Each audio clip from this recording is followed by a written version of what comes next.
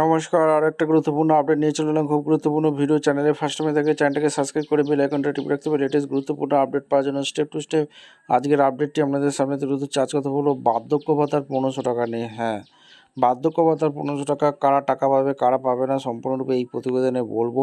চ্যানেলে ফার্স্ট টাইমে থাকলে চ্যানেলটাকে সাবস্ক্রাইব করে বেল আইকনটা টিপে রাখতে হবে লেটেস্ট গুরুত্বপূর্ণ আপডেট পাওয়ার জন্য। আজ 6 তারিখ, আপনারা জানেন আজ 6 তারিখ হয়ে গেল, এখনও অ্যাকাউন্টে বার্ধক্য ভাতা, বিধবা ভাতা, প্রতিবন্ধী ভাতার টাকা ঢুকলো না। আপনারা জানেন বাজেটে 500 টাকা ভাতা বৃদ্ধি হয়েছে। সেই 500 টাকা হয়ে 1500 টাকা আগস্ট মাসে থেকে কার্যকর হওয়ার কথা। সেই টাকাটা এখনও পর্যন্ত ঢুকলো না। আপনি টাকা পাবেন কি না সেটা কীভাবে চেক করবেন সম্পূর্ণরূপে এই প্রতিবেদনে বলে দেবো। তার জন্য ভিডিওটা মনোযোগ দিয়ে দেখতে হবে, জানতে হবে, বুঝতে হবে এবং চ্যানেলে ফার্স্ট টাইমে থাকলে চ্যানেলটাকে সাবস্ক্রাইব করে বেল আইকনটা টিপে রাখতে হবে লেটেস্ট গুরুত্বপূর্ণ আপডেট পাওয়ার জন্য। স্টেপ টু স্টেপ আজকের আপডেটটি তুলে ধরছি। নমস্কার, রাজ্যের প্রবীণ নাগরিকদের জন্য অত্যন্ত বড় একটি সুখবর নিয়ে আজকের ভিডিওতে হাজির হয়েছি। আপনারা নিশ্চয়ই জানেন পশ্চিমবঙ্গ সরকারের পক্ষ থেকে সামাজিক কল্যাণ পেনশন প্রকল্পে অর্থাৎ বার্ধক্য ভাতা, বিধবা ভাতা, প্রতিবন্ধী ভাতার পরিমাণ 1000 টাকা থেকে বাড়িয়ে 1,1500 টাকা করা হয়েছে। কিন্তু বড় প্রশ্ন হলো আজ মাসের 6 তারিখ হয়ে গেল, অনেকের অ্যাকাউন্টের টাকা কেন আসেনি, কারাই বর্ধিত টাকা পাবেন এবং কাদের টাকা আটকে যেতে পারে, সমস্ত কিছু আজকের ভিডিওতে বিস্তারিতভাবে ব্যাখ্যা করব। প্রথমেই জানিয়ে রাখি, পঞ্চায়েত গ্রামোন্নয়ন দপ্তরের নির্দেশিকা অনুযায়ী 1 আগস্ট 2026 থেকে এই বর্ধিত 1500 টাকা দেওয়ার নিয়মটি কার্যকর করা হয়ে গেছে। আগের মতোই সম্পূর্ণ টাকা সরাসরি উপভোক্তার ব্যাঙ্ক অ্যাকাউন্টে ডিরেক্ট বেনিফিশিয়ারি ট্রান্সফার ডিবিটির মাধ্যমে টাকা পাঠানো হবে। কারা টাকা পাবেন, এবার আসি সবচেয়ে গুরুত্বপূর্ণ প্রশ্নে, কারাই টাকা পাবেন। প্রথমত সাধারণ আবেদনকারীদের ক্ষেত্রে ন্যূনতম বয়স হতে হবে 60 বছর, বিশেষভাবে সক্ষম প্রতিবন্ধী ব্যক্তিদের ক্ষেত্রে ন্যূনতম বয়স হতে হবে 55 বছর।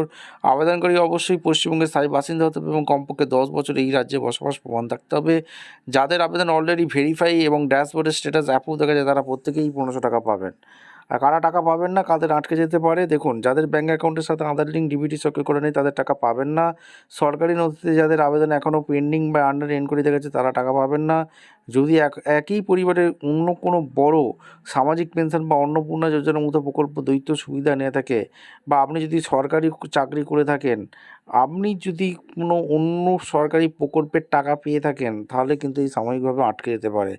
আজ 6 তারিখ, কবে টাকা ঢুকবে? আজ মাসের 6 তারিখ হতে চললো, তাও কেন টাকা পাননি? সাধারণত প্রতি মাসের প্রথম সপ্তাহের শেষ থেকে দ্বিতীয় সপ্তাহের মধ্যে সরকারি অনুদানের টাকা অ্যাকাউন্টে পাঠানো শুরু হয়। যেহেতু এই মাস থেকে বর্ধিত নতুন হার 1500 টাকা কার্যকর হয়েছে, তাই ব্যাঙ্কিং প্রক্রিয়াকরণ এবং পোর্টাল আপডেটের কারণে জেলাভিত্তিক টাকা ছাড়তে সামান্য কয়েকদিন দেরি হতে পারে। তবে চিন্তা করবেন না, এই সপ্তাহের বা আগামী সপ্তাহের মধ্যে ধাপে ধাপে সকলের অ্যাকাউন্টে টাকা ঢুকতে শুরু করবে। আপনার অ্যাকাউন্টে টাকা আসবে কি না তা ঘরে বসে আপনার মোবাইল দিয়ে চেক করতে পারবেন।